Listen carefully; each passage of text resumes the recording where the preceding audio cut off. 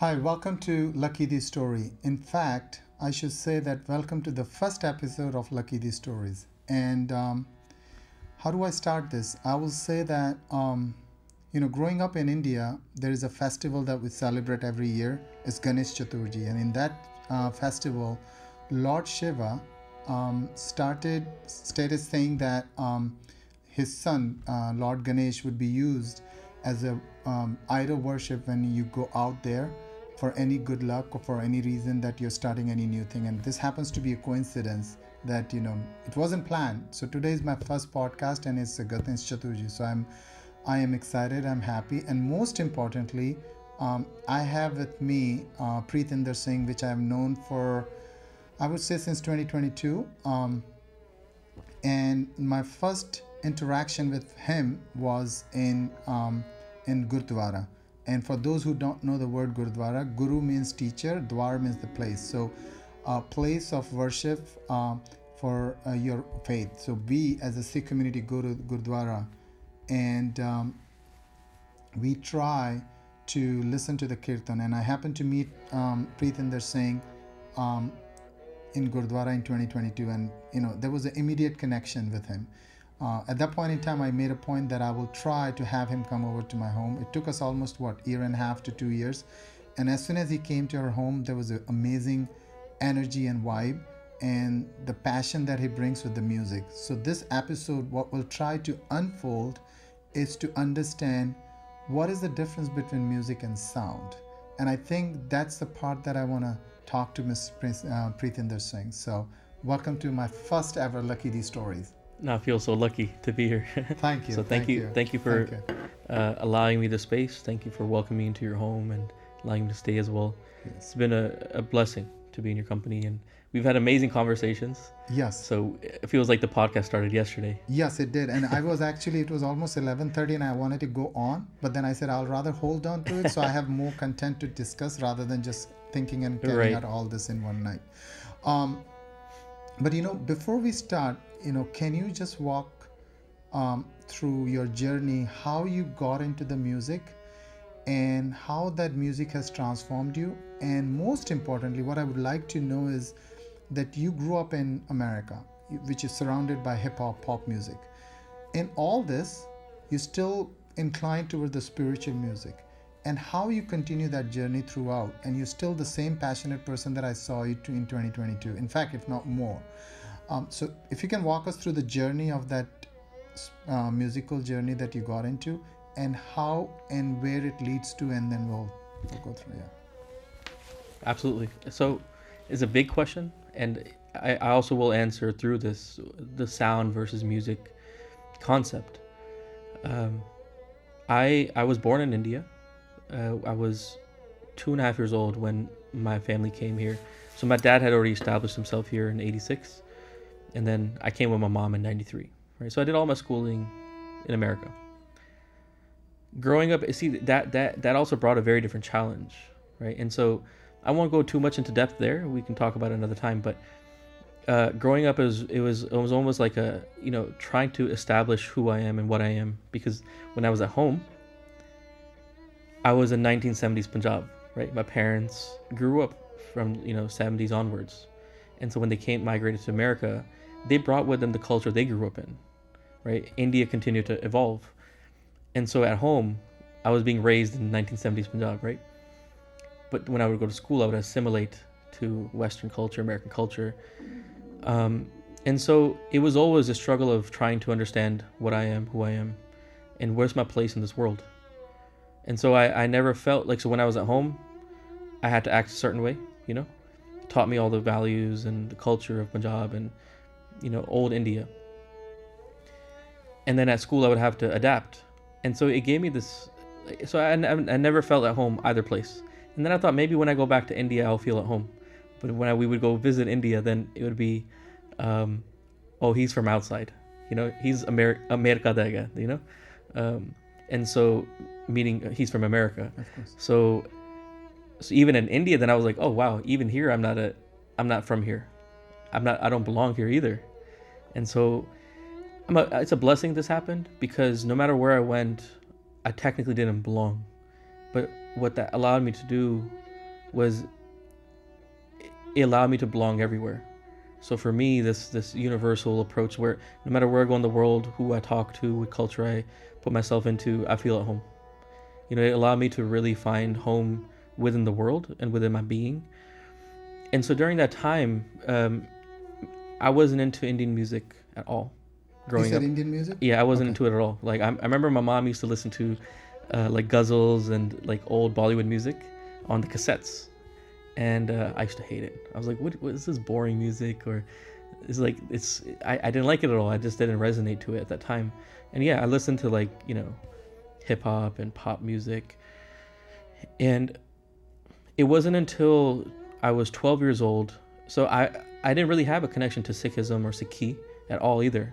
At that time, like I felt also out of place in the Gurdwara, because I used to have cut hair, and so I didn't look like a Sikh, a so-called Sikh. And so when I would go to the Gurdwara, I also felt a lot of discrimination.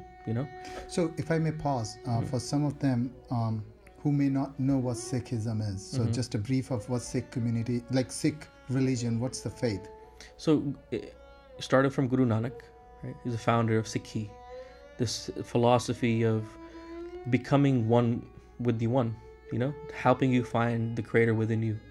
And so Guru Nanak brought a beautiful philosophy, and he didn't challenge any approaches that were there. He just brought a new approach to finding yourself, finding the creator within you through communication, right? Before there were so many different techniques, different approaches. Guru Nanak changed the game in regards to finding that one within you through communication and using sound, rag, through that approach.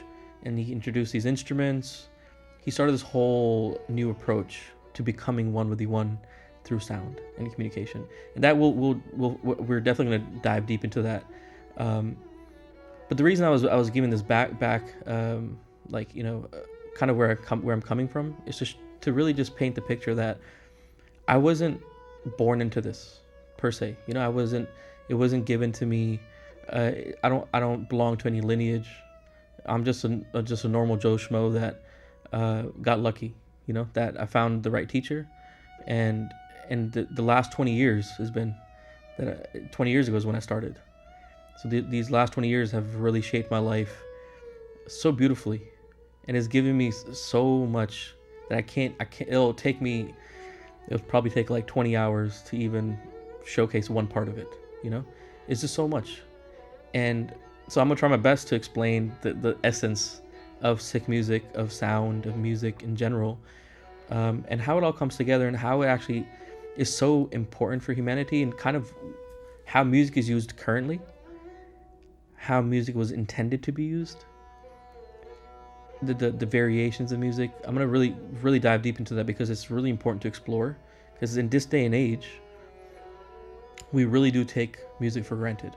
We don't understand how powerful it is, what level of strength it has to change you. So my teacher, Professor Singh, since I was like 12 years old, I've always heard him say this. And he says, music is so powerful that it can make you a holy person or a person full of holes. That's amazing. Yeah. That's amazing. It's powerful. And then it's like, how so? How is that even possible? And when you dive deep into it, music is a culmination of sound, and it goes very deep. It's a language. It's a language of your emotions. You're expressing your thoughts, you're expressing your being. But currently, when we listen to music on the radio, when we listen to wherever, on apps and wherever, in the mainstream, we listen to it because it sounds good, right? It makes us feel a certain way. When we're sad, we listen to sad music. When we're happy, we listen to happy music. Or party music is very different. Bhangra is like when there's specific music we listen to and we dance to it, we vibe to it. It helps us forget for a bit, And so right now, music is used as a distraction. But when we realize and when we know how to use music to understand who we are, why we are, what we're feeling inside, and using sound to express our actual reality, right? We all, and this, for all the listeners, when they're listening to this, everyone will resonate to this, that, there's days that we just don't know what we're feeling and why we're feeling it. Sometimes we feel so down and you just can't put a finger to it. Like, why am I feeling this way? Especially majority of the people today's world. I was reading a article. It says almost 60 to 70% of the people in America are using depression medicine. And it amazes me. It's sad. It's sad. It makes me sad because the thing is, depression, anxiety, these mental health struggles, I don't even call it, it's not even a disease. It's just honestly is just imbalance. And this depression that we feel or anxiety that we feel, is all on a spectrum. And the unfortunate thing is, because the society we live in, we focus on external. We don't, when do we go to school to learn about our emotional health and our mental health? We don't. We go to school to become a master in one thing, either a doctor, an engineer, or whatever it may be, right? We go to university to become a professional, right? And then when we are in that profession, then we make money, we buy a home or whatever, buy a car, have a family, but then what? During this entire time, no one taught us how to deal with our emotions. There's an entire world within us, and so these medicines, like, I understand it helps, it can help, but the thing is, it's not solving the problem. It's just a distraction. It's a band-aid. It's a band-aid on something that can be easily fixed. Because this thing is, why are you depressed? Why are you feeling down? What caused you to do that? We're not dealing with our problems. There's another thing my teacher says is, if you want to heal, if you truly want to heal, you have to deal. You have to deal with the situation. You have to deal with it straight, head on. And the beautiful thing, this is what Guru Nanak gave to humanity. Not to just one type of people, to humanity. That listen to your mind. Your mind is supposed to be your friend inside you. I always say this to the people that I work with as a emotional coach, that within you have a child you and the wise you, right? You have the master sitting inside you, right? But that also is a child within you too. That constant nagging we have sometimes inside, and we shut it down. We don't listen to it. We're so mean to it. And Guru Nanak's approach was, he says this thing, man jeeta, jag jeet. Man, that being within you, it is the creator within you, the man. And when you win it over, then the whole world is at your, it's in your grasp. Control. It's in your control. It's at your feet. It's not in a way, like, no matter what you want, you can manifest, right? Because you have won over the mind. But how do you win over someone? You don't just go over to a person and say, hey, you're my best friend now, and you're going to listen to everything I say. They're most likely going to call the police. Of course. Who are you? But to build a friendship with someone, to win them over, it requires time, it requires conversation, it requires listening, it requires so much. You're there in their good times and bad times, and over that time, you win them over. They become your best friend. But your true soulmate is your mind. And when you learn how to communicate with your mind, you start blossoming into what you're truly meant to be. And sound was that avenue. Sound was that tool that Guru Nanak had used. It was used in ancient India too. There's been different approaches to using sound. See, sound is a language. So, just like there's 22 or 26 letters in the English alphabet, now with 26 letters, how many books can you write? Unlimited. Right? This fact alone just blows my mind, that 26 letters, it's endless amount of books you can write. And the only thing you need to really apply to it is grammar. But from that, you create unlimited stories, unlimited expressions of thought. And in the same way, sound has a universal emotional language, right? Which traces these references. You can go back to books like Brihadeshi and Dattalam, right? Brihadeshi was written by Siddhi Matanga Muni, and then there's Brihadeshi by Dattalam by Dattala, and so many others like Sangeet Ratnakar, and there's so many other ancient books. But the oldest that I've heard of and I've read is Brihadeshi. And these references are in there too. This approach that there's 22 emotions. And here, like when scholars... At any given point in time. We all basic, have 22 basic emotions that are expressed through sound. See, now here, this is where, like, if scholars listening to this, like, I want to reiterate this fact that I'm not a scholar. I don't know anything in that regard. Like, I'm not an academic. I'm a practitioner of sound. So I live it day in, day out. In the last 20 years, I've lived it, right? And through that, I got to experience what scholars and academics don't get to experience. You know, they can if they dive deep into the sound as well. So from the academic scholar standpoint, these are microtones that you measure. But when you come on this path of sound, and you become a practitioner, then you realize that it's not microtones. These are emotional signatures. It's an emotional alphabet that's within you that you have to express through sound, and it's tampered by your sound. And later on, I'll give you an example of how that even happens. But these 22 emotions are the raw ingredients within us, and from that, we can create countless stories of our emotional expression. And there was different schools of thought through India, how they use these raw ingredients, and all they did was apply a grammar system, a whole new system. So there was Shiv Mat Sangeet, there was Hanumat Sangeet, Kali Mat Sangeet, Bharat Mat Sangeet, then came Gurmat. Which is when the Sikhism.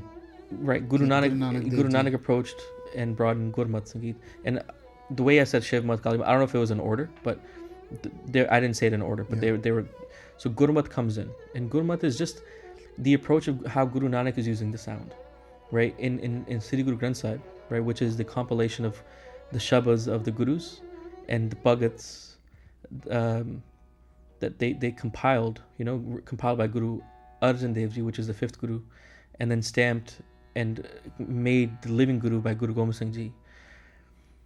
This has everything prescribed in Rag. It's 99.9% of it is prescribed in a Rag. Rag means mood. The only thing that isn't is a Japji Sahib in the beginning, and at the end the sloks.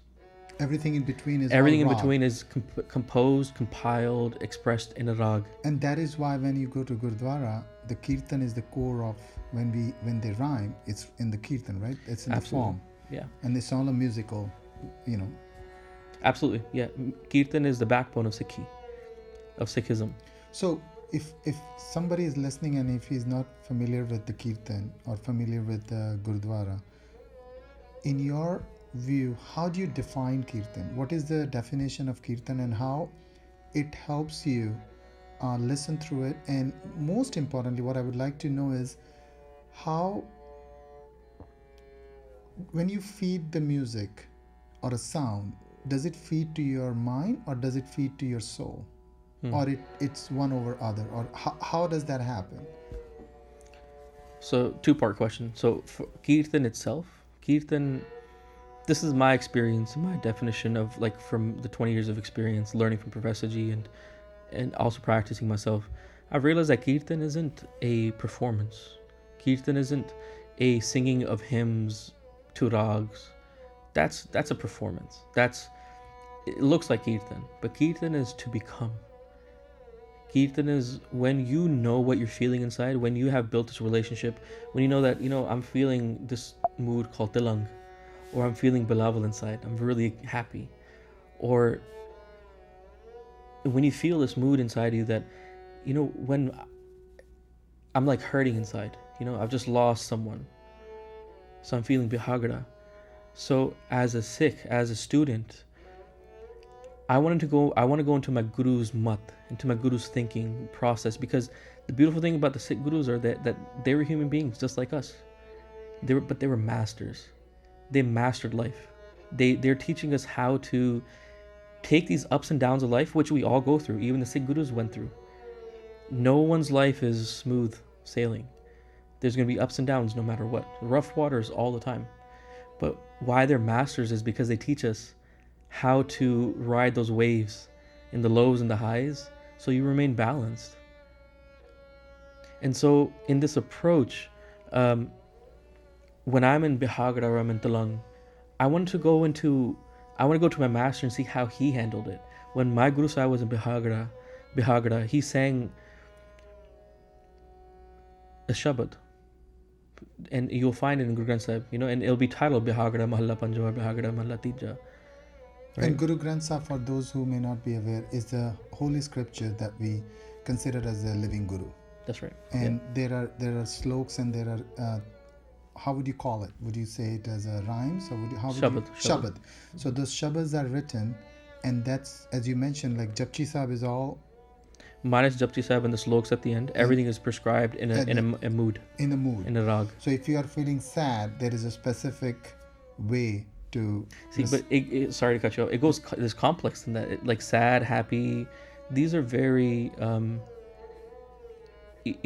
massive words, because there can be so many angles of sad. What kind of sad are you? Did you just lose someone, right? Or did you were you trying so much but no one's noticing your hard work and it makes you sad? That's a different mood.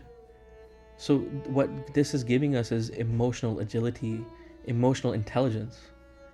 That it's not just sad, happy, down. You're literally knowing exactly what you're feeling. That I'm in Talang right now, and Talang has these emotions in it. Or I'm in Bilawal, and Bilawal has these emotions in it. It's very, very, very precise. It's mapping our emotional body. We're becoming capable, And so when I'm in Bihagara, I wanted to go into my Guru's mat, my Guru's mindset, because he's a master to me. And when he was in Bihagara, this is how he expressed himself. He sang the Shabad to his mind, and he became Kirtan. And not listening Kirtan, but becoming Kirtan is an ultimate. Exactly, because you can't technically do it. It's only given to you by the Creator. It's a mode of becoming. It's literally pouring yourself into the Shabad and becoming it. It completely changes you. A performer is different. A musician is different. But a Kirtani, someone who does Kirtan, is very different. It's the world is inside. And you're right. And every time when somebody is playing a Kirtan or performing a Kirtan, and somebody performing a Kirtan in a rag, I just feel like I go in a very different zone. Even though I may not understand everything what it's trying to say, but it just makes me go. So I think it's not because I don't understand and I'm in that different zone. It's just because of the sound. Is that right? Exactly. Music is powerful. Music is very powerful. No matter what you listen to, it'll make you feel something. But the question is, the music that you're listening to, is it emotionally tuned to what you want to become? And how do you know? This is the question, isn't it? This is why we need teachers. This is why we need to go, if we care enough to learn, right? For example, music, and it was actually your father-in-law today. He said, when he said, this is the music of the soul. Sorry, this is food for the soul. For the soul, yeah. Right? And such a beautiful thing. It is, right? But what about food for the body, right? How do you know what food is good for you? Right? How do we know? How do we know what education is good for you? We know. But then why don't we know what music is good for us? Why don't we know what we need to feed our emotional body or spiritual body, whatever you want to call it? It's an important process, but because the society that we live in, we're not focusing on this. But we do have a lot of cassettes and CDs and songs that are published every single day. Yeah, I think it's over like 100,000 songs published every day. Wow. But the thing is it healing? My teacher says this, like if music, sorry to cut you off again, but if music is healing, why aren't we all healed then? If music was healing. I have a 14 and a 12-year-old son. If you ask him, he's perhaps not even aware. He's just listening to the music because he likes the groove, he likes the rhythm, he likes the thing, he's into that thing. Is it wrong for him to go in that direction and he should be more gearing towards this side of the sound and the music? I think it's labeling anything as good and wrong or good, right and wrong. That's where we fall backwards on this. I think everything has a balance. So it's equivalent to me saying that, I enjoy eating cakes and pastries and candies. I feel good when I eat it in that moment. But afterwards, maybe my body isn't feeling too good. But if I eat it all the time because it tastes good, my body's going to suffer. It's going to really deteriorate. Wow. Right? So That's I need to balance it. Maybe I can have it here, a little bit here, a little bit there, but I need to eat healthy food to maintain my body, right? And I need to exercise it. In the same way, sound is used to maintain your emotional body. But the thing is, if we're always listening to music that makes us feel good or helps us feel distracted, maybe it's an indulgence, but we don't know it. And that's the challenge. That's the thought I want to challenge people on, because even in the Sikh world, I can't speak to the entire world. I can speak to the world I grew up in, and it makes me sad to say this. We've come a long way. When it's continuing to work, and it's going to take some time. But you go to any gurdwara, you pick up any CD, or you open any app, or go to YouTube. 90% to 98% of the shabads you will listen to are not done the way they're prescribed by Guru himself. And that blows my mind every time. And I'm seen as this like fanatic, or I'm seen as this brainwashed individual. But for me, it's very clear that what Guru Sahib, they're a master. They knew what they were doing, and they're tuning us. They're carving our psyche. Just like there's 60 seconds in a minute, 60 minutes in an hour, Guru Sahib composed our life into 60 rags. So in Guru Granth Sahib, there's 60 rags. And the beautiful thing is, they're so intentional. Now, this I find it so amazing that they're so intentional that they use 28 pre-existing rags that had already existed in Indian classical system, right? Like Baro. Prior to the Sikhism and prior to the Guru Granth Sahib Ji was it? Right, prior to Guru Nanak. Okay. Like Rag Baro was one, right? But they're so intentional and so focused that in nuanced in how they are shaping us in creating this new psyche, this new human, emotionally. They added 32 new rags that never existed, right? Gaudi, Gwaderi, Gaudi Mad, Gaudi Barak, so many. Jajabanti we hear all the time. This is a very famous Indian classical rag now, but you don't find reference before Guru Tegh Bahadur Ji. Guru Tegh Bahadur Ji is the one who created this rag, the ninth master of the six, right? And then also Tilang Kafi. So many beautiful rags, and why though? And I actually want to bring this up because we had this conversation yesterday. Guru Sahib is so intentional that existing rag, and here's the thing, I want to clarify this before I even start talking about this, that there's no right or wrong. There's no right or wrong. For me, whatever Guru Sahib is doing is absolutely right, because I want to become what they were. I want to learn everything they have to teach. So for me, I go gung ho to whatever they say. For me, it's their way or the highway. Simple. And so there's different schools of thought. And so, but see, Guru Sahibs were so focused and intentional that there's a rag called Beam Palasi that's very famous in the Indian system. And again, I want to preface this that it's not the rag is not a bad rag, but the Guru Sahibs are so intentional that they didn't include that in Guru Granth Sahib. Instead, they included rag Tanasari, which when you look at on the surface, it's the same notes. For those who know the sargam or the notes, it goes, there's Komal Ga and Komal Ni, and it goes Sa, Komal Ga, Mapa, Komal Ni, Sa, in Aro, and then the Avro in the descending Sa, Komal Ni, Dha, Pa, Ma, Komal Ga, Re, Sa. Beam Palasi and Tanasari have the same Aro, Avro, and the same notes. But the thing is, we're not looking beyond that. What are the emotions behind the sound? This is what we've lost. Because here's what happened. Colonialism. And I'm not dogging on the British. They did a beautiful job in whatever they were meant to do. But in the early the system that we follow in India right now, or even across the world, whoever is playing, the majority, they're playing Indian music. We're following a system called Tat system. What is it called? Tat. THAAT, Okay. Thought system.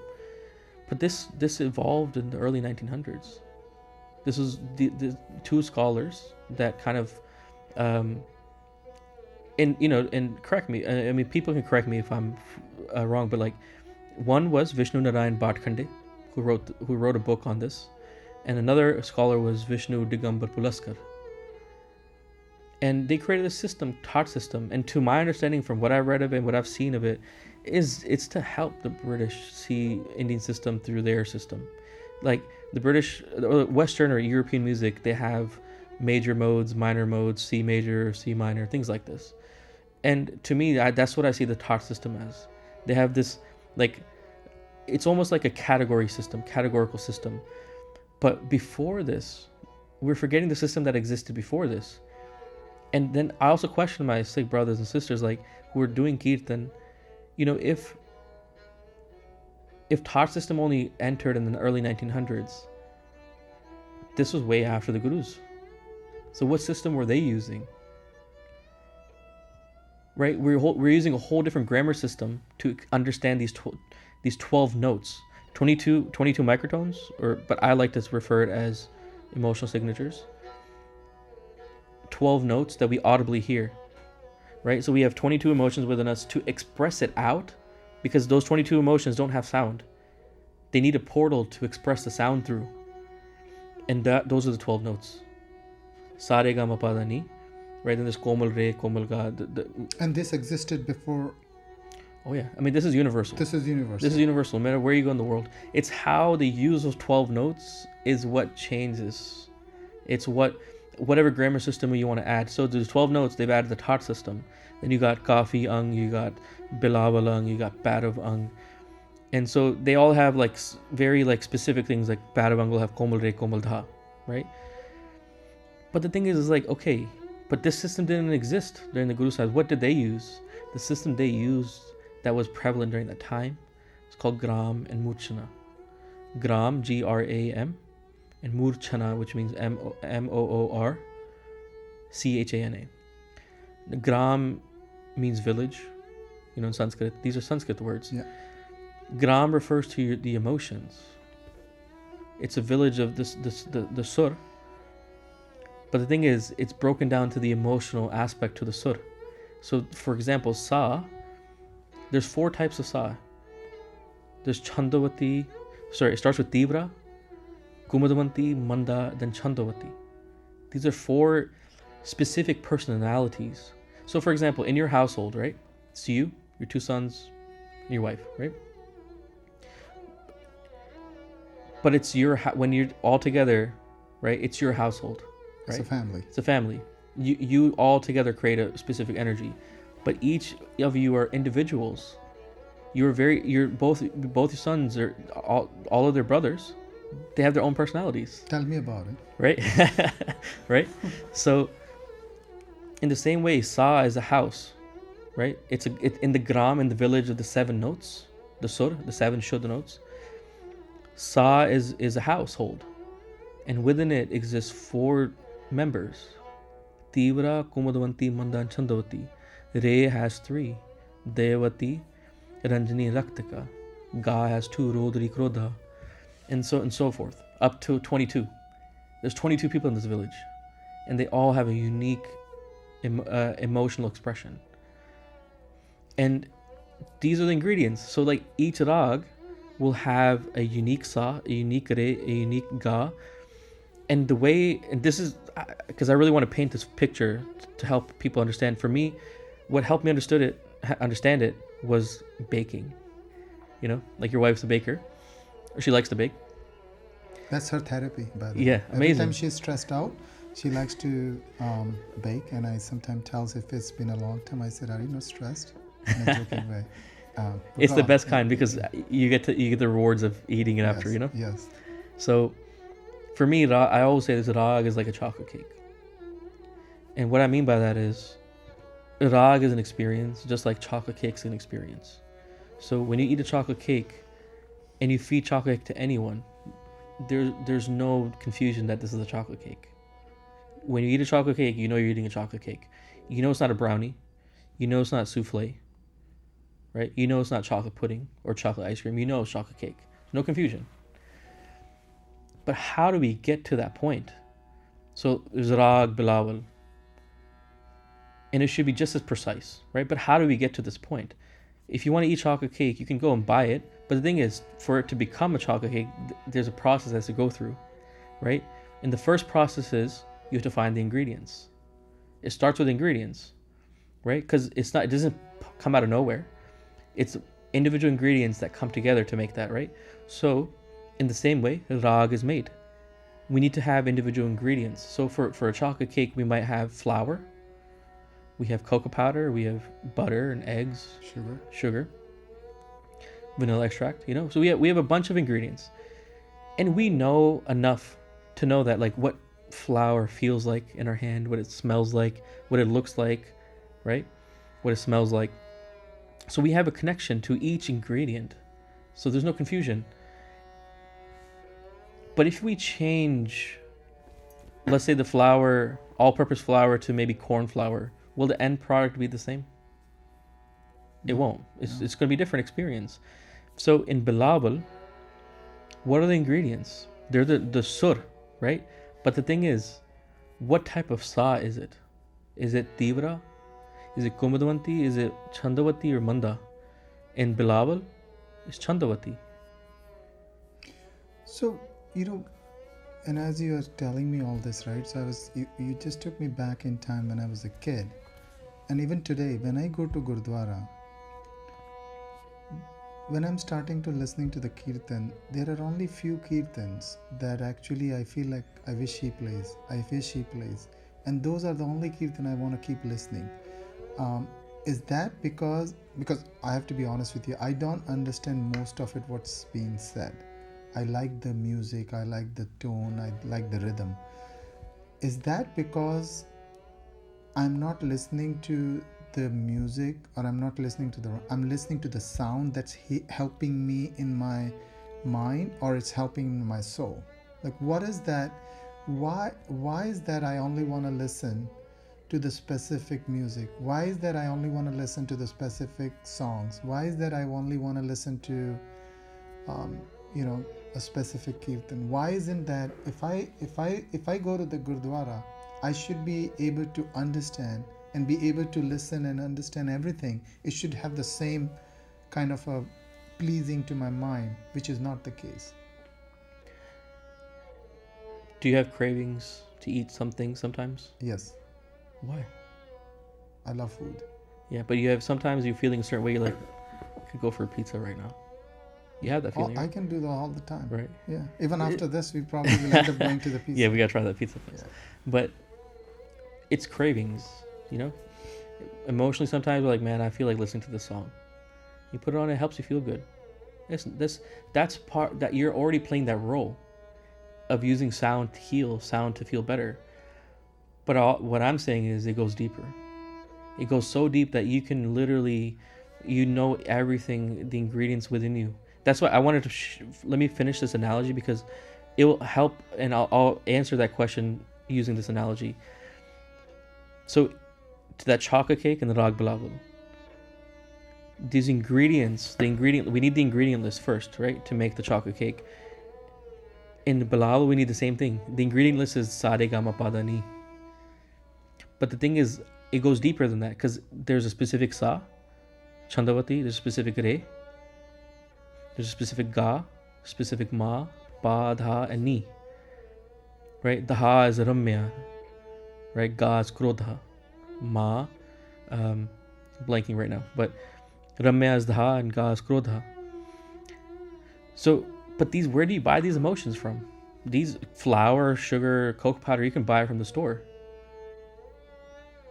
But where do you get these emotions for bilawal? They're within you. So you're having to put your own emotions as the ingredient. So you see, it's already beginning to start. You're already beginning to pour your reality into this. So, okay, now you have the ingredients for bilawal. Now you have the ingredients for the chocolate cake. Now what's the next step? Knowing how much to use of each. That's the murshna. The gram is the ingredient list. The murshna is how much to use. So what's the main ingredient in chocolate cake? Probably the flour. and maybe cocoa powder, right? Maybe the butter next. It all depends what recipe you're using. But in Bilawal, the main ingredient is dha, ramya.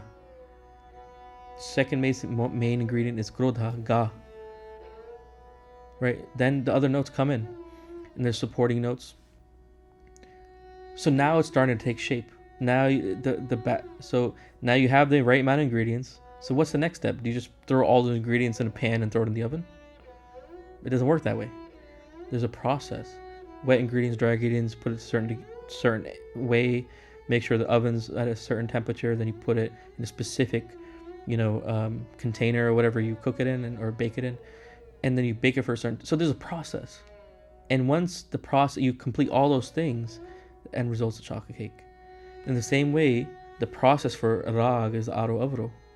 It tells you what you can play in ascending and descending. And all this thing is prescribed? Like, is there a place where you can just go and learn? At the moment, not yet. So It is. This has always been there. Problem is, it's not actively, openly taught. Even me sharing this right now is not normal. Because this was a... So this was always... It's meant for everyone. It is. But it takes this... To explain this in this way, it took me like 10, 12 years to understand. To finally get it to explain it to you this way, right?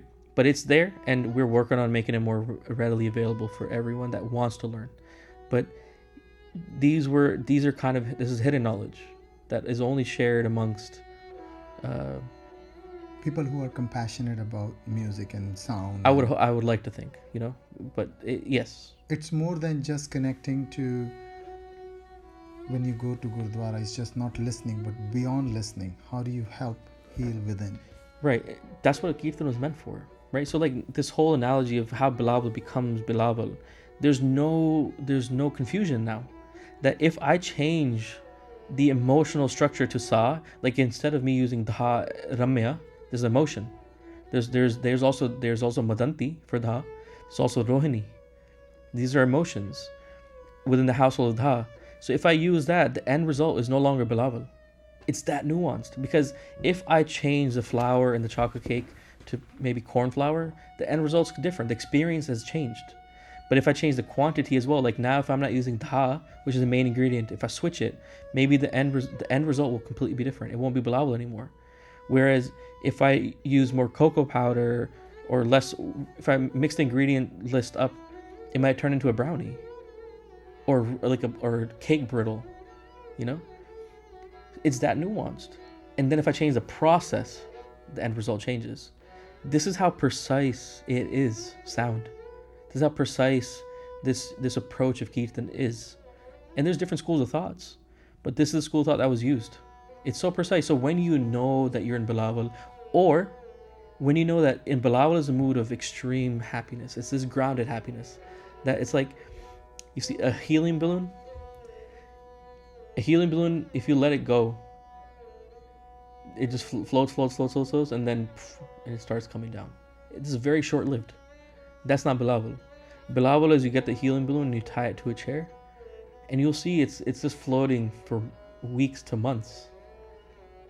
Is this in that mode of there's gratefulness, there's gratitude in it, there's like elation and joy, and it's just like it's oozing out. That's Bilawal. And so, the thing is, if you're not feeling it and you want to feel Bilawal, you can make it happen because you have the ingredients. Where are the ingredients? In you. Within. Right? And so you can tune yourself into Bilawal when you want to feel in Bilawal. Or when you're in Bilawal and you feel yourself losing your...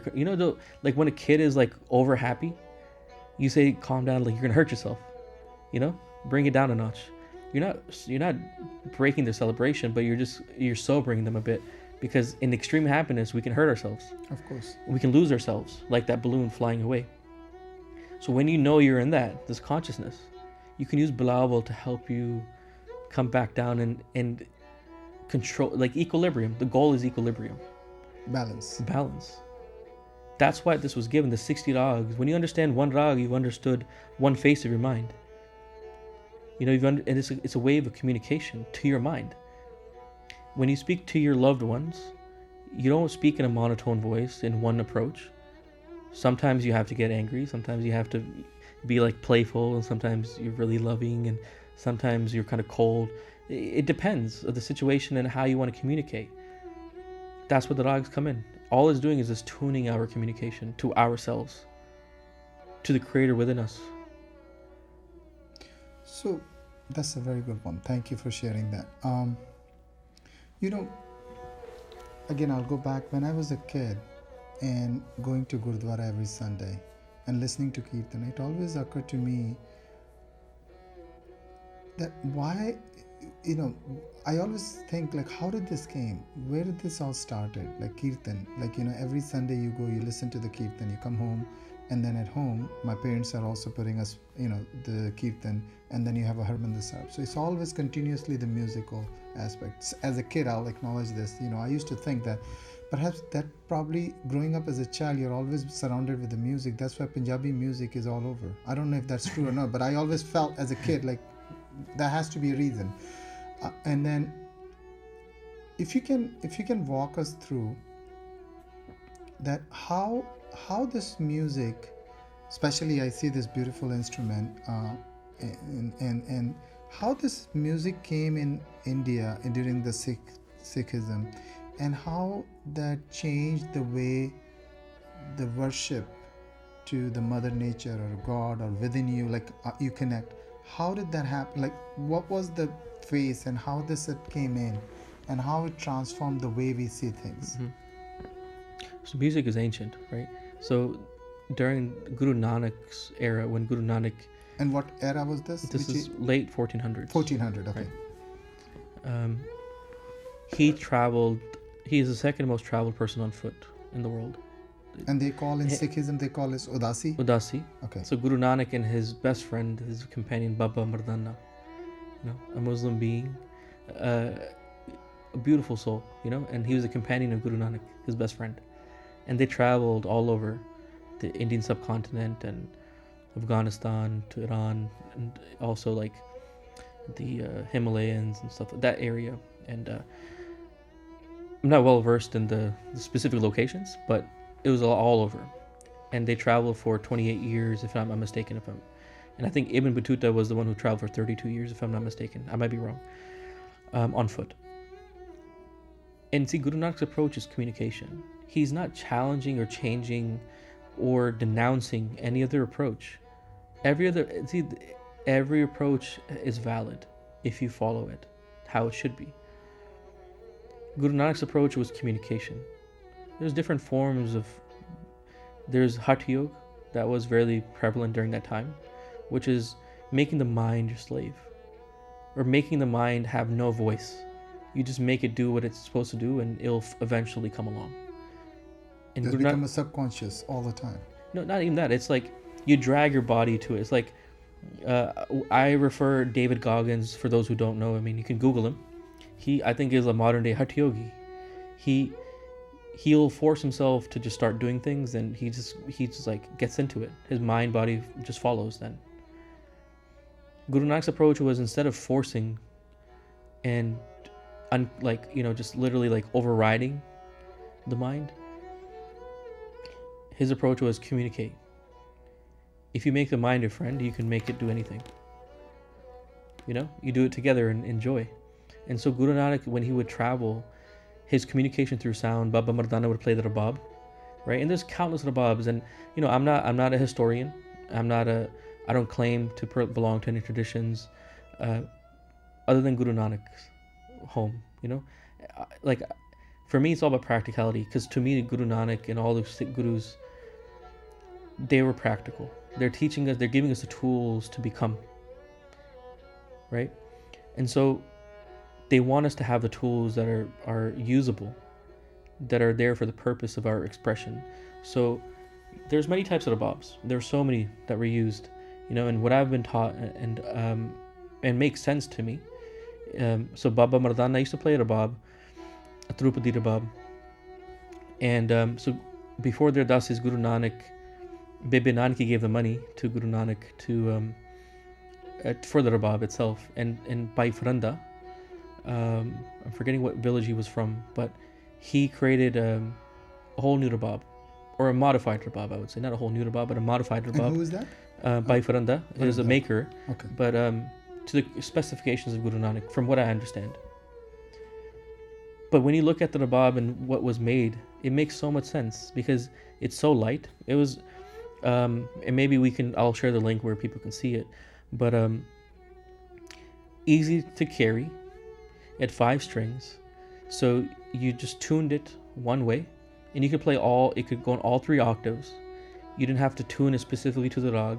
It was so versatile, so efficient, so easy to carry. It remained in tune so easily. There was like the maintenance on it was amazing. It was very low, So but the this is quality of sound was amazing. This is transforming from rabab to. This the is new- still rabab. Still rabab. Is this a rabab made to the specifications of what Guru Nanak wanted? From my understanding and my experience in this world now, that instruments are a tool. They're a tool. They're not the end all. This sitting here is a dilruba. It's a tool. You took me past the factory of Bic, right? The ballpoint pen. It's a tool. The tool makes no difference. It's how you use that tool.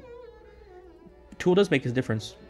Sorry, let me back up there for a second. Tool does make a difference, but if you're not using it for its purpose, or it's just a combination of what you're putting in through the tool too. Yeah, right. I read a very beautiful line. There was a line. It says that you can use a $1 knife or you could use a $1,000 knife, but if you don't know how to use that knife, it has no meaning. Beautiful. Absolutely. And that's the same thing here. So you can literally tie one string to 2 pieces to one piece of wood and just play like a tumbi, and you can become one with the one through that too. It's about knowing how to use sound. Whatever tool supports you, use that, and we are fighting over, like, in the nuanced world of Gurmat Sangeet, Sikh Kirtan, like, we're fighting over like, this is the right way, this is the wrong way, this is how it should look like, that's a modified version. To me, I find that silly. It's like, if it makes sense to you and it's helping you connect to you and through the Shabad, then use it. But are you using it for that reason, or are you just focused on what it should look like and you're not using it for what it's meant to be used for? But that's another conversation we can have in season 2. So Guru Nanak traveled the world and he communicated through this. And there's so many crazy stories and beautiful stories. Like, Guru Nanak went to those places that we would never dream of going to. We would be afraid. Like, there's a famous story of Guru Sahib going to Koda Shah, right? We call him Koda Rakshas. He was a cannibal. Koda Shah was his name, and he's like, you can think of modern day Jeffrey Dahmer, right? That's what Koda Shah was to a degree. Wow. See, it hits different when you see it in present day. In the context. But Guru Nanak went to a being like that was so lost, that was so broken, that had no clue what it was to live, and he communicated. How was he able to change Koda Raksh to Koda Shah again? How was he able to change his whole being? And I don't know if this is true, but like, my teacher said this in his, when he would tell the story, and I found it beautiful. This is just what made sense. I liked it. It can be true or not, but like, when Guru Nanak confronted him, he said, "Why are you eating humans?" He said to Guru Nanak that you're the first human I've ever met. Wow. Yeah, so wow. It's through communication, through conversation. Even in the world we live in right now, we're fighting for what? We're fighting for what? Everyone wants the same thing. We want to be loved, we want to be respected, we want to be understood, and we want to be heard. I think that's the most important. I think, as I'm getting older, I feel like that everyone wants to say something, but there are not many ears to listen, and it just goes nowhere. And it's amazing how humanity has changed over the period, but there is one thing which has been constant. Like, a lot of people want to say their stories and they want to come out, but there is not many people who want to say, because everybody wants to say, nobody wants to listen. Yeah. And there is a line I read somewhere. It says, if you learn art of listening, you have nothing to say. But the point is, we don't want to listen. Yeah, it's interesting because, and I'm glad you brought this up. Beautiful, because I keep on saying communication, right? Guru Nanak's about communication. I think we forget to realize that communication is not just speaking, but more importantly, communication is about listening, knowing how to listen. Right? That's why Guru Sahib, like, suniye dukh paap ka nas. That through listening we can understand. Through listening we can take away all sin, right? And sin is a very different concept from what Guru Nanak talks about. It's not right or wrong. It's when you do something that you regret and you're sad about, that's a sin.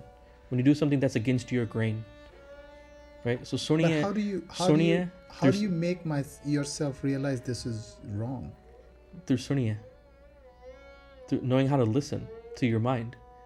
That's the first step. If we're not even listening to who we are, and I always say this to the clients that I work with. The way you talk to yourself, the way you treat yourself, the way you listen to yourself, the attention you give to yourself, if you gave that same level of treatment to the people that you love, people you care about, how long would it stick around? Forever. You think so? Well, maybe you're a special soul. Most people say that they want to stick around for maybe a day or two. Why? Because we're so toxic to ourselves. Majority of society have such a negative conversation with themselves. They beat themselves up. They're harsh. They're rude. They're mean. But when a friend comes to them, they're so loving and understanding, But when it comes to themselves, they're not their own friend. Why is that? I don't know. This is how it's become. And this is why it's so important, This whole approach is so important because this is why we had these spiritual teachers, because they're teaching us how to connect to the man within us. Guru Sahib says, "Man, tu jot swaroop hai, apna mool pachan," and saying to the mind that you are literally you are the essence of the Creator. You are the Creator. Man tu jot swaroop hai, apna mool pachan, meaning understand where you come from, understand your root, understand what you are. The Creator's within you, but we treat our mind like trash. And we're always bickering with ourselves. We're not clear, we're not conversing, we're not listening. But when you start listening to the mind and you start building that friendship, it's amazing. Then you're never alone.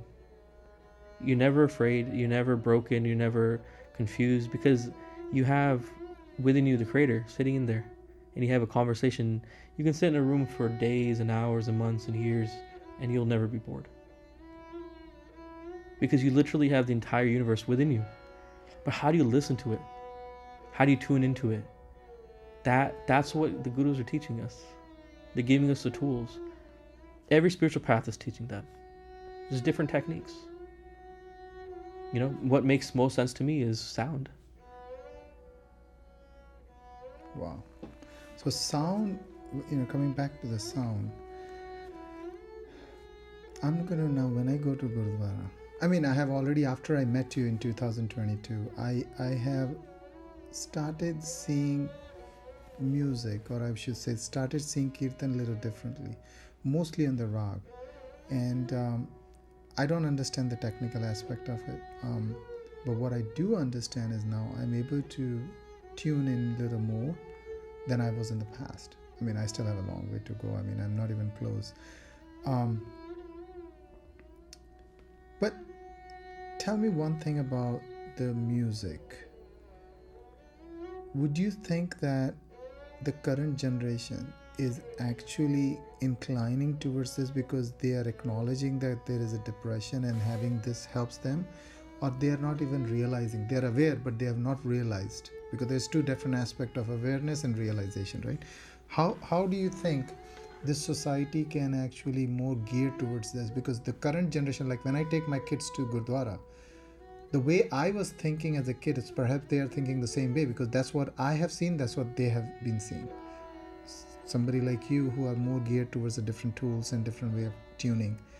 How much it's out there, and how do you think people can actually incline and learn through this? Mm-hmm. Well, I'm biased towards this approach, because this is all I know. But the thing is, the kids that I've worked with, the youth, it doesn't even have to be Indian youth, Punjabi youth. It doesn't have to be Sikh youth.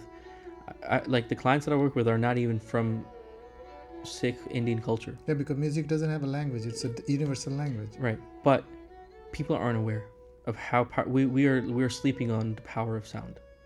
We are sleeping on the power of sound. Yeah. What does that mean? We're misusing it. We don't understand the power of it.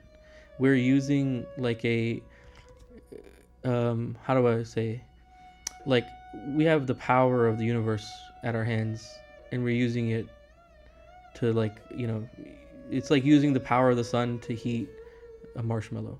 Like we're not using it for the power it actually has. I love it. It's like we're misusing it.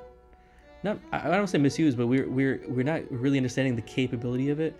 We're sleeping on a treasure right now. Do you think it's always been since this human race has been? Yeah, I mean, I think so, but also there are parts where like Plato also has, when you read the Republic, he talks about the power of music and how powerful it is, that because he knows that it shapes society. What we're listening to is it's remember, like father-in-law said, it's food for the soul.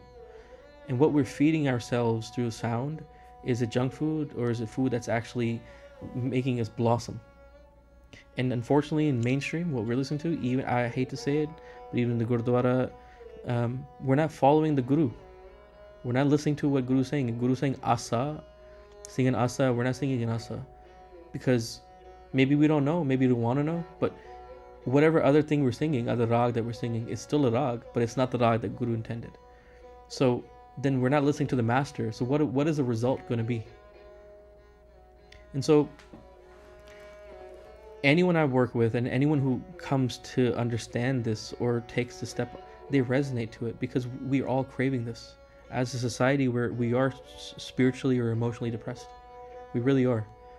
And anyone who comes into contact with this, I truly believe sound is the quickest way to express. Sound is the quickest way to connect to your inner being. It's a direct connection. There's no nonsense in between. So in your vocabulary, you never think music is the word, it's a sound is the word. Music is what you create from sound, right? Now, music can be healing, it can be destructive too. But we don't see that because we're not taught this. Right?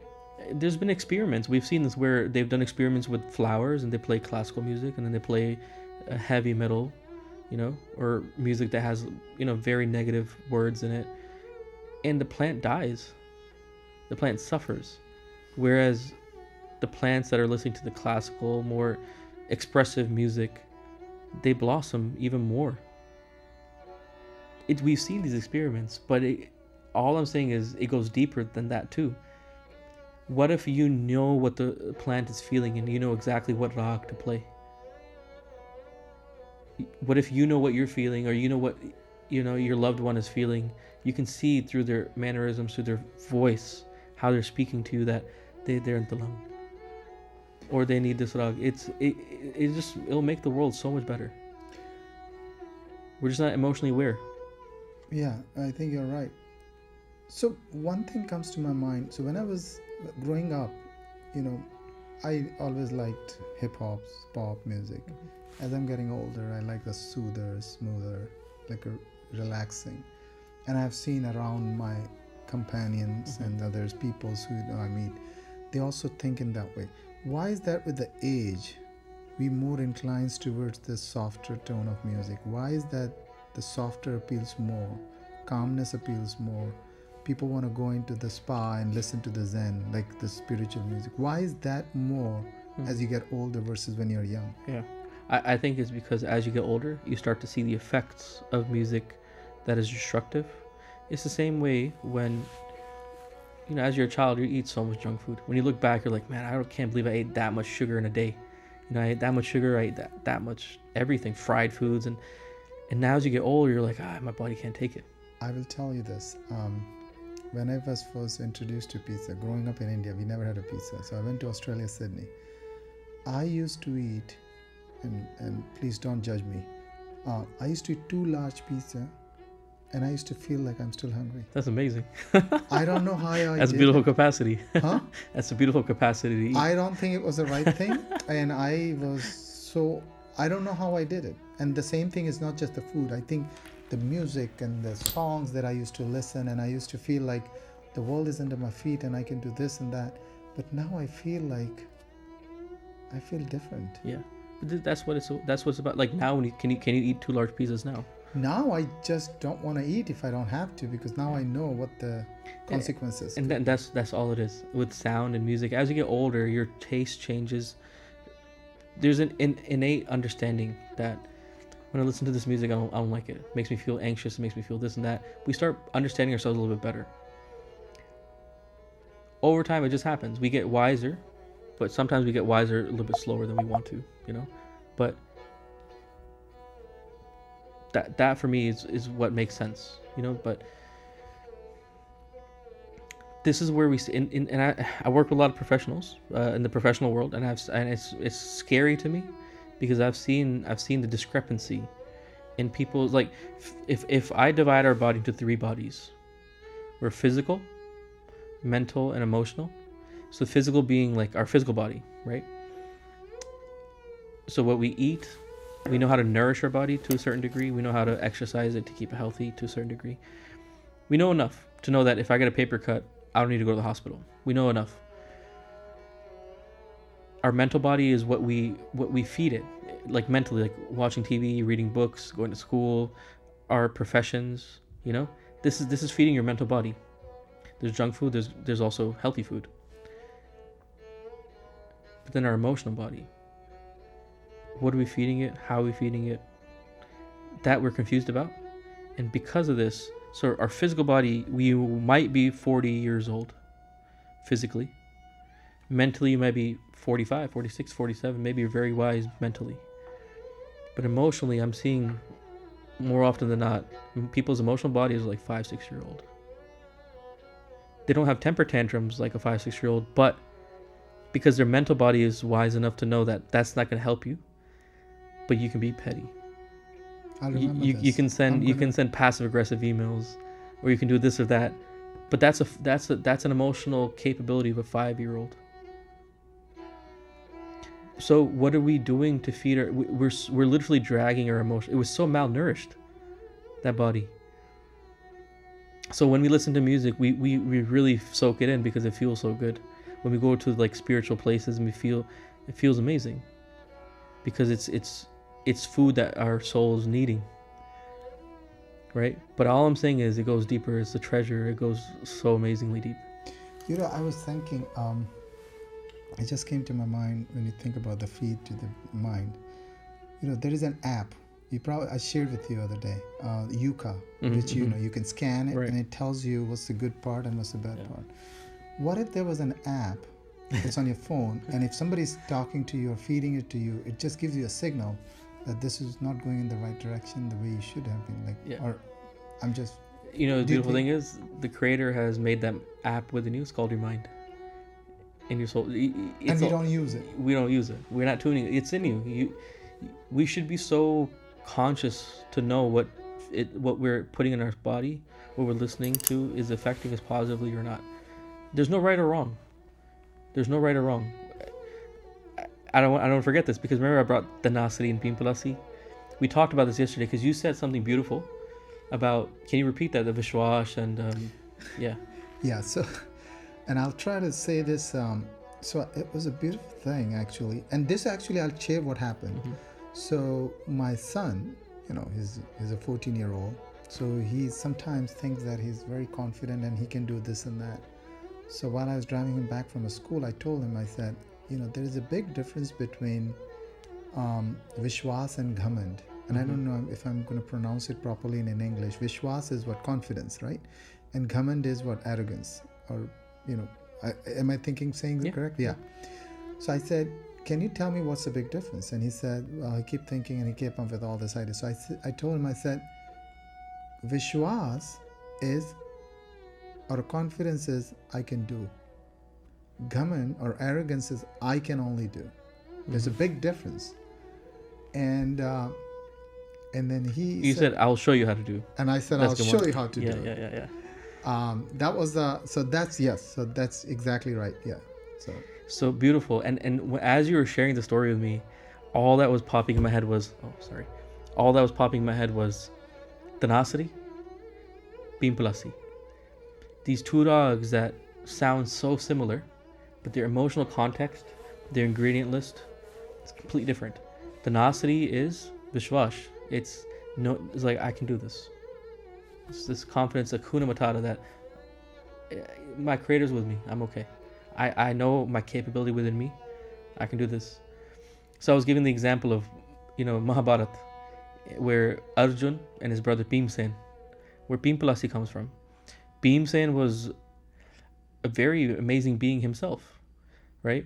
But his arrogance was crazy, you know? He was so ready to show everyone what he was capable of. He wanted people to know and see what he could do. That's Pimpalasi. Let me show everyone how it's done. This arrogance, this overconfidence. Arjun he's with his guru. And he knows what he's capable of. He's more capable than Bhimsen. But he doesn't have to show it. He knows it. I can do it. That's it. Yeah, because my guru's with me. And he just looks to his guru when you give me the word, I'll do it. I'll do it. That's tenacity. And that's included in Guru Granth Sahib, but Pimpalasi isn't.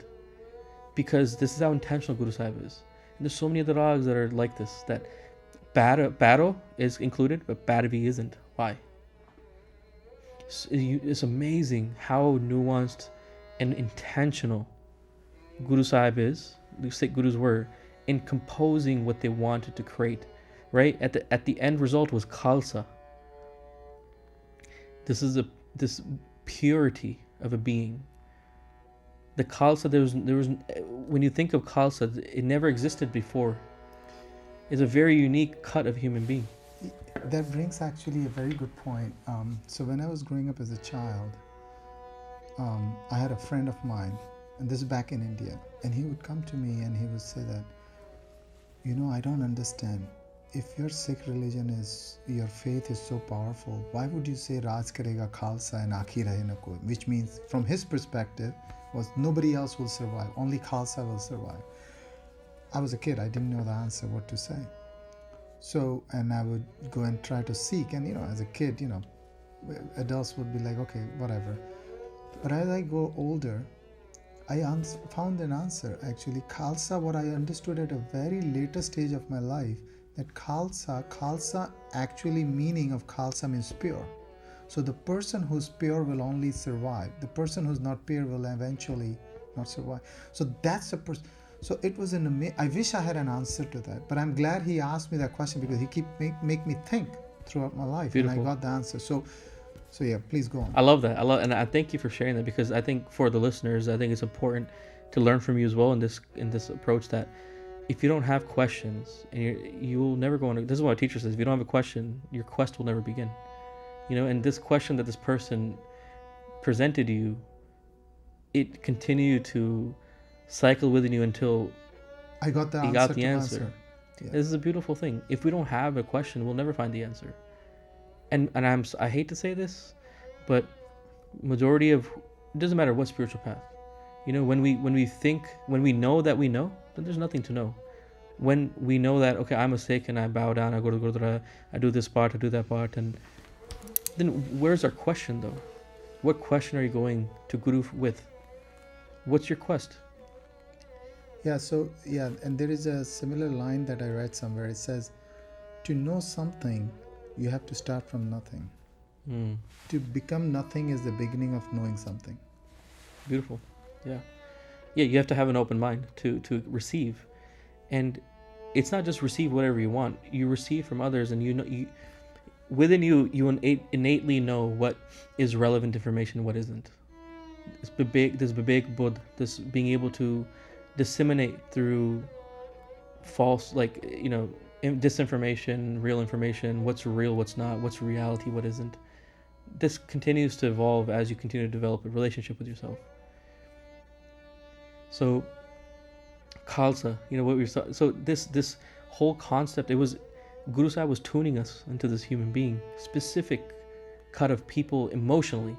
And the difference between the Sikhs of today and the Sikhs of then, and I don't mean like, I just mean any human being that learned from Guru, that was actually a true Sikh, a true student, that had a question and was on their quest, that became.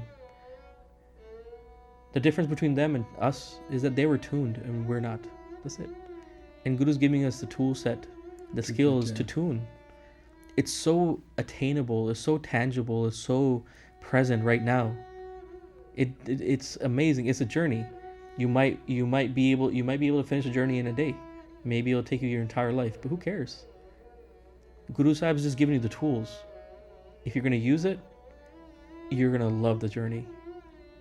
But the problem is we're not students. We're not becoming students. And I think I said this to you yesterday, that for me, Guru Angad Dev Ji, right, the second Guru of the Sikhs, he was Pailana, Guru Nanak didn't have thousands of students. He had his 2 sons in Pailana. Pailana took everything. For me, he is the heart of a student. Like literally what it means to be a student. He shows us what it means to be a Sikh. How to attain everything. But we're not becoming like Pailana. And when you say attain everything, doesn't mean materialistic. It means anything you want to be. Guru, see, this is the beautiful thing about Sikhi, I find, is that Guru is tuning us to become the best versions of us. Not a best version of a specific cut of what everyone, like he's not creating cookie cutter people. That's not what the Sikhs were. We were so unique, so powerful. So was every spiritual path. But what happens is that freedom is too powerful to control. It's too powerful to control. So unfortunately, the worlds we live in, the powers that are in power, it's too much to control people that are free. It's easy to keep people divided. It's easy to keep people sheeps, right? But that's what Guru, he liberated us from these cages of our mental being. He showed us that we are literally the creation and the creator. We're part of it. And becoming, so Guru's giving us the tools to become the best version of who we are, right? We're playing a role. So if you're the best version of Lucky, right? This being that you talk to people, you're able to converse and ask questions, and you see life in such a beautiful way, and that's what Guru wants. He wants you to be you, and all he's doing is teaching you how to become the best version, a balanced version.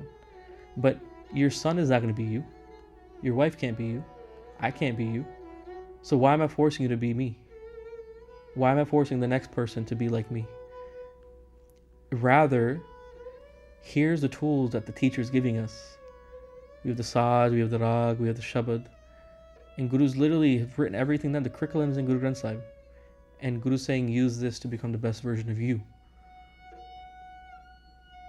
And you're gonna, and when you become the best version of you, your service to humanity, your service to your family, your society, everything will be so wholesome, so beautiful, so unique to you. But we're worried about creating cookie cutter people. This is amazing.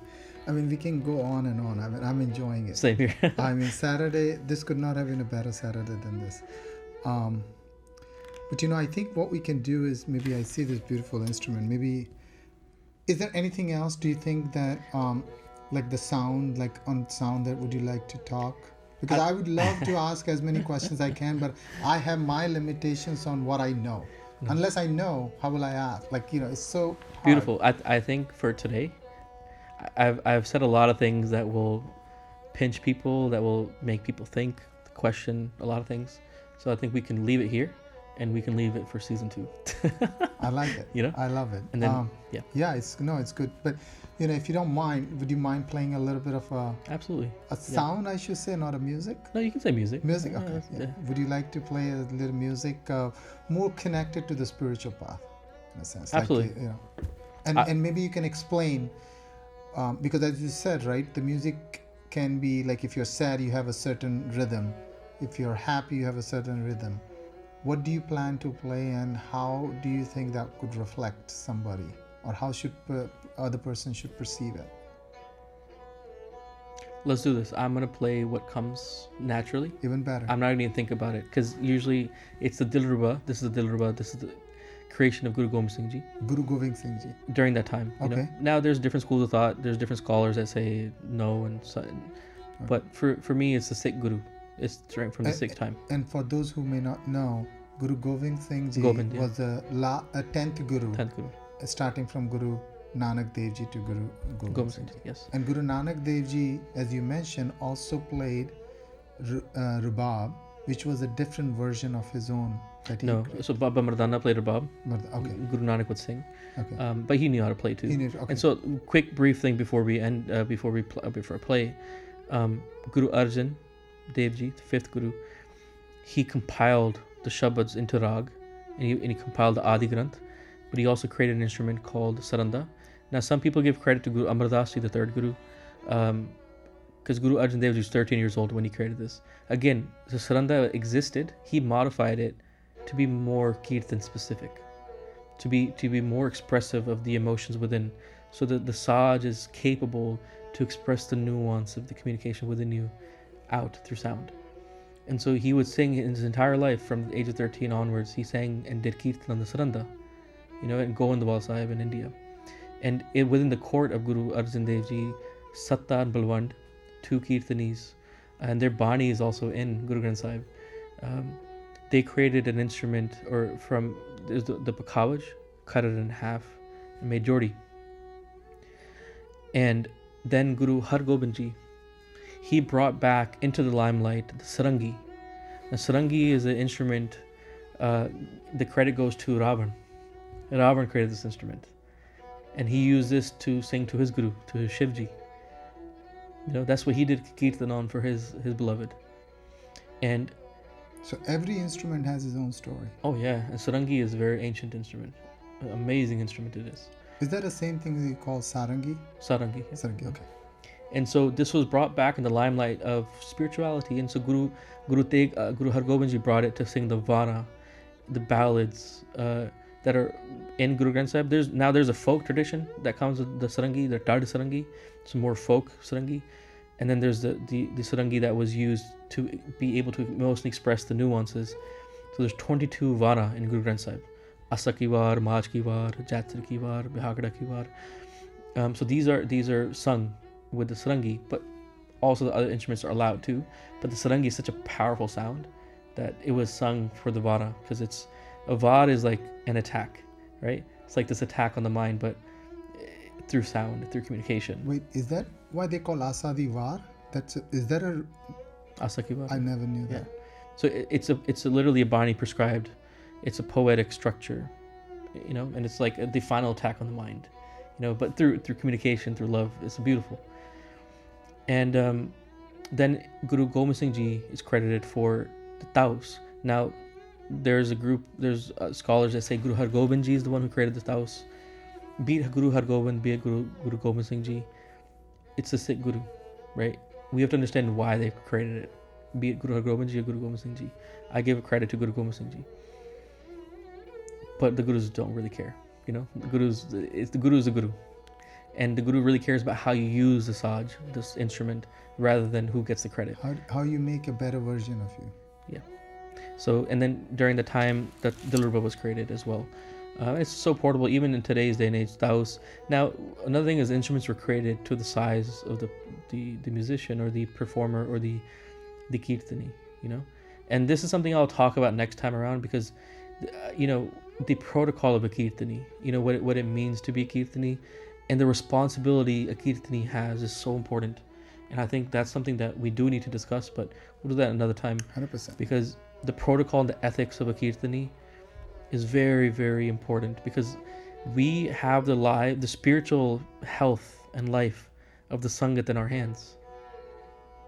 And the question is, are we adhering to the sanctity of it? Are we being very cautious of how we present Bani and the Shabad according to how Guru wants it? Or are we using it to self-promote? Are we using it to express our vocal prowess, our instrumental prowess, skill sets, or are we using it to connect? So I'll leave it there for now. Sure. Um, So yeah, if you do you mind? Do you wanna I don't mind. play? I would love to hear. I know. I mean, that's how I first connected with you. Actually, in 2022, I heard for the amazing, and then you came this year to our home, and let me share it. I've shared this with you. So the day you came to our home, you played for hour and a half, almost hour and a half, right? I call it as a meditation time. And there was this couple who visited us, and they were passing through Connecticut, and they were going to Boston. They stopped by in middle because they had a common friend who was at our place. As soon as they came, I've never met them. The first thing they said, as soon as they entered, they felt the energy. They felt the positive energy. And I shared with you, right? I think, I'm feeling the same energy. Like from the time I met you, came to my home yesterday. In the morning, you were practicing in my basement, and the music was going up, or a sound. My mother-in-law was like, she just wanted to keep listening, and the energy. So I can't tell you, I love it. So if you don't mind sharing that with the others who have not heard. Absolutely. And I just want to clarify that credit goes to Guru Sahib, and the credit goes to Guru in the sound itself, which is the creator. I'm just the vessel, and I don't take credit for any of that. I'm just thankful that I get to be the vessel, because I enjoy it. And we enjoy it too. Yeah. Blessings. Please, Thank you you. wanna try? Sure. Do you want?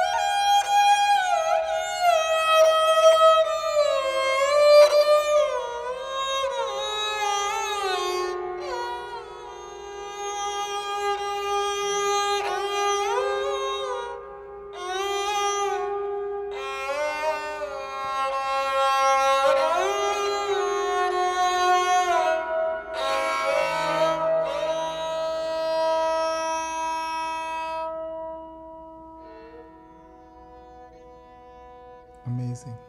I loved it. I just felt like I was in a very different zone. The same thing what I experienced when I first met you, the same thing when you visited my home. I just so enjoyed. Love it.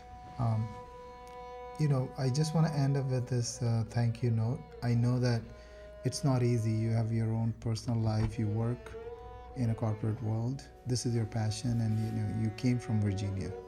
It's not easy. Thank you for coming, and I am so thankful that I could not have started. This is something I wanted to start this podcast for almost a year and a half, and I don't know anything about podcast. I don't know anything about anything, and I just didn't prepare. But this could not have been a better start. I mean, this is starting at a very positive note, and having a good human being in front of you and talking, that helps, and that only takes you to the different level. So I know that this is the, even though I say it's a Lucky These stories, it's not my story. It's your story. It's everybody's story. So thank you for being here and walking us through the music journey path and making you enlighten a little bit. I feel like we just scratched the surface. There's a lot to it. Absolutely. So thank you once again. Thank you, Lucky. Thank you for having me. Thank you. You are a natural at this, so I can't wait to see how this grows. Thank you. So lots of blessings. Thank you for allowing me to be the first one. I'm very honored. You'll be remembered in my heart forever. God bless you. God bless Thank you. you.